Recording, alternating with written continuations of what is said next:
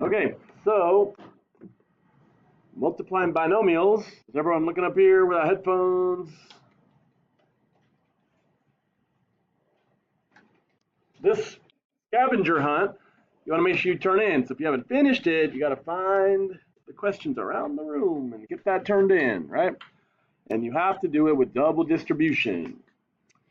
Today, we're going to be learning a way to do it in Desmos if it's multiple choice. But here's some upcoming stuff. There's a test next Thursday, right? All right. Wait, now. Oh, yeah, it is today.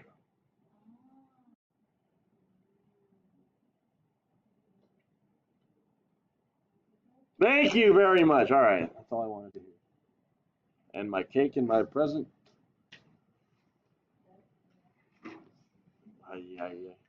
Don't I bring y'all cake and presents? I bring out brownies.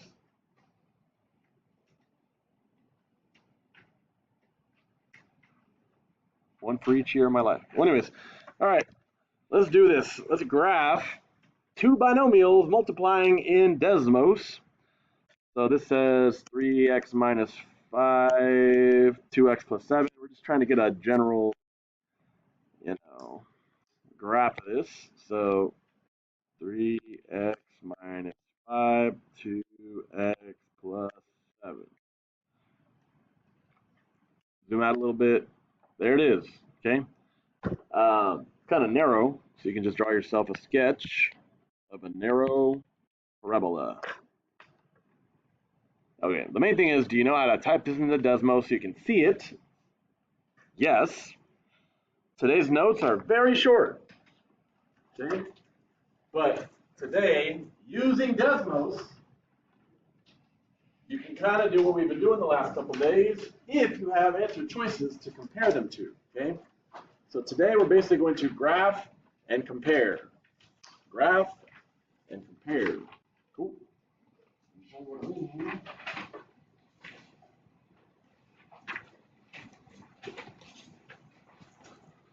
Okay, check it out.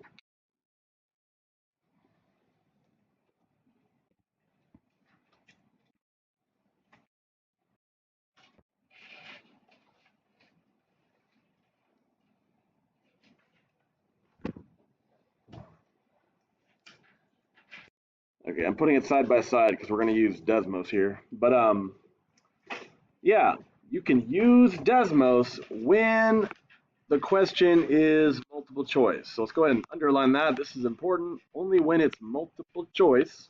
Okay. Now I want you to look at this problem right here. Based on what we did yesterday and the day before, can't you just double distribute this? Like you could do that, right? Hopefully. Like we did yesterday and the day before with the scavenger hunt, right?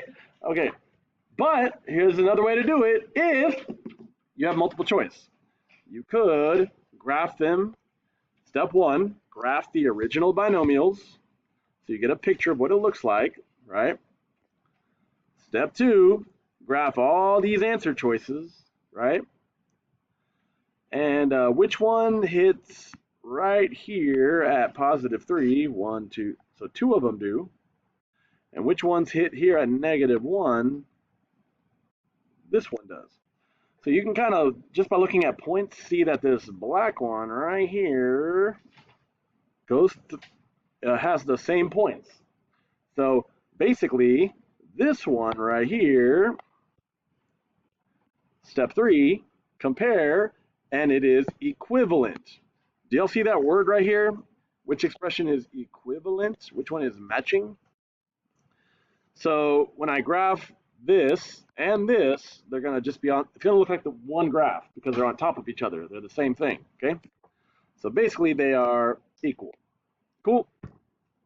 So D is correct. That's it. Pretty straightforward, right? What about on the back? Flip it over.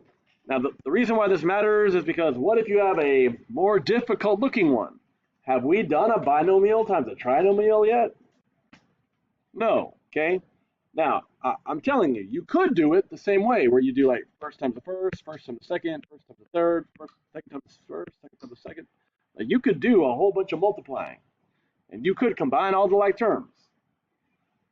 Or if you have answer choices, all you got to do is graph the original, graph the answer choices, see which one matches, right? So that's what we're going to do right now. Let's give it a shot. So the original function in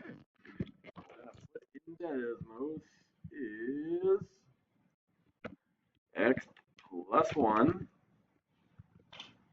2x squared minus 3x minus 5. Okay. So you'll see what this looks like right here. Now, all I got to do is start putting in these other answer choices, see if they match. So the first one, 2x third power plus x squared minus 8x minus 5. Are those the exact same graphs? Similar, but not the exact same. Otherwise, they'd be completely on top of each other, right? So A does not match. You see how I can just check by graphing? Whatever that is, let's turn it off. Okay, so let's try it. Letter B.